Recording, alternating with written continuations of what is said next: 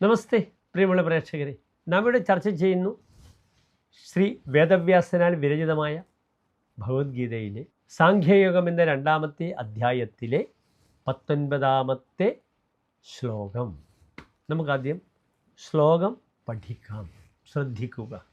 യേനം വേത്തി ഹന്താരം യശ്ചൈനം മന്യദേഹദം ഉഭൗ തൗ ന വിജാനീതോ നായം ഹന്തി നഹന്യതേ. ഇനി പ്രസ്തുത ശ്ലോകത്തിൻ്റെ പദച്ഛേദം ശ്രദ്ധിക്കുക. യഹ ഏനം വേത്തി ഹന്താരം യഹ ച ഏനം ഹന്യതേ ഹതം ഉഭൗ തൗ ന വിജാനീതഃ ന അയം ഹന്തി ന ഹന്യതേ.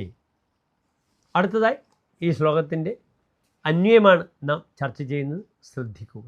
യഹ ഏനം ഹന്താരം വേത്തി യഹ ഏനം ഹതം മന്യതേ തൗ ഉഭൗ ന വിജാനീതഃ അയം ന ഹന്തി ന ഹന്യതേ ച. ഇനി ഈ ശ്ലോകത്തിൻ്റെ സാരാംശമാണ് നാം ചർച്ച ചെയ്യുന്നത്, ശ്രദ്ധിക്കുക.